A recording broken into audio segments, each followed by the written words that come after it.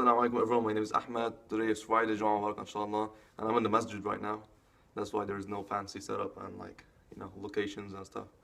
So anyways, I have a new announcement for you. On Friday, I'm gonna do something called story time. But not like the story time of the YouTubers, you talk about yourself and what happened with you. No, it's gonna be story about the prophets, about the Sahaba, about religious people. We're gonna gain something from it and have some wisdom. So one of the subscribers, her name is Nawal Swaleh, I think. She asked me to talk about the prophet Dhul Kifl. So there was a prophet called Ilyasa or Elisha. And this prophet was getting old and he wants to appoint a caliph or khalifa or successor. And he wanted to test this khalifa while he is alive, before he dies. So he can see if he's able or he's capable for this responsibility. So he gathered all the people in the town and told them, I'm gonna appoint a khalifa. And in order for this khalifa to be qualified, he has to maintain 3 conditions.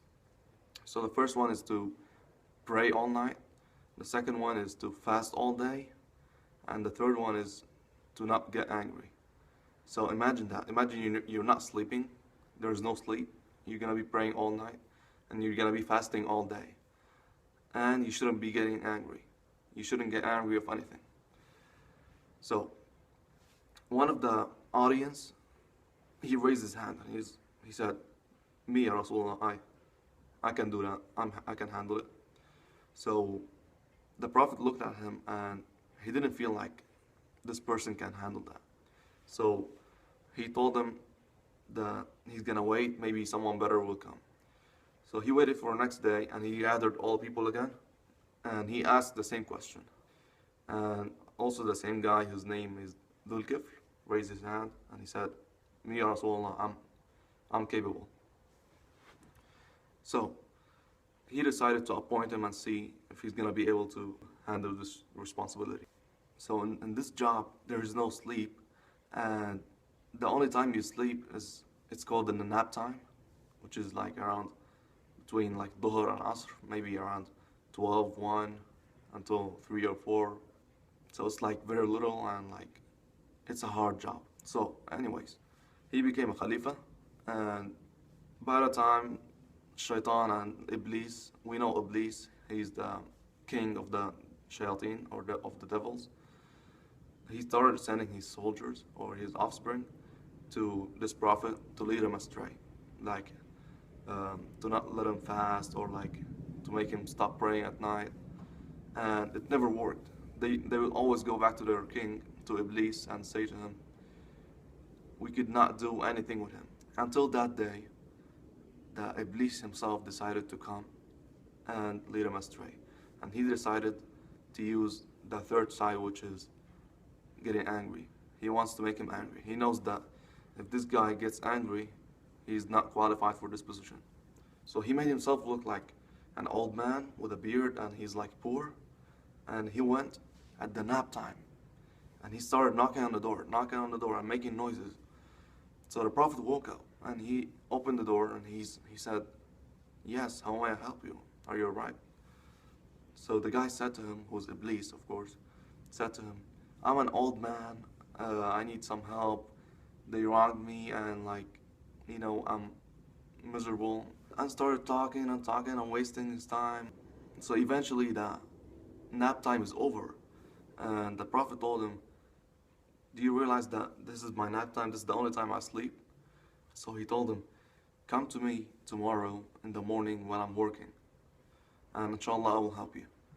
So in the next day, the Prophet waited for him and the guy didn't show up. So he went for his nap time.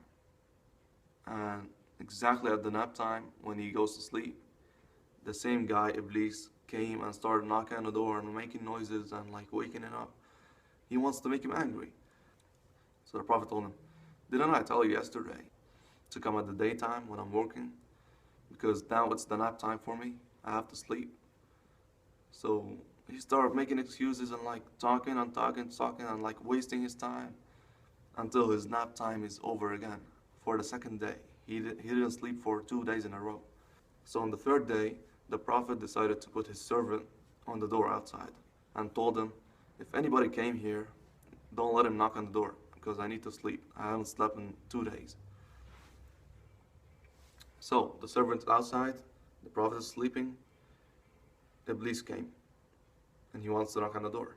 The servant stopped him. He said, the Prophet is sleeping. He needs some rest. If you need any help, come in the daytime when he's working. So Iblis didn't know what to do. So he started looking for any windows or any place that he can get into the house and wake him up. The scholars say that he found a hole somewhere in the house and he got into it. And he got inside and he started making noises and he woke him up again. He just wants to make him angry anyway. So the Prophet woke up and he's like, you again? How did you get in here? The door is locked and the servant is outside. So he went to his servant and he told him, did I not tell you not to let anybody in or knock on the door? So the servant told him, Wallahi ya Rasulullah, I didn't let him in. I don't know how he came inside. So the Prophet looked at the guy, at the old guy, and he said, Idhan anta hu. That means that surely you are him. Who's him? Iblis, of course. So what we can learn from this story that we shouldn't get angry that easily, because whenever somebody's trying to make you angry, Shaitan is happy and like he wants to make you angrier, you know. So that's all for today. I hope you guys enjoyed this story and benefited. So as I said before, if you want to know about any of the prophets, any of the Sahaba, leave a comment below. And inshallah on Friday, I'm gonna do this story time every Friday, inshallah. I'll see you guys tomorrow, inshallah. Assalamu alaykum.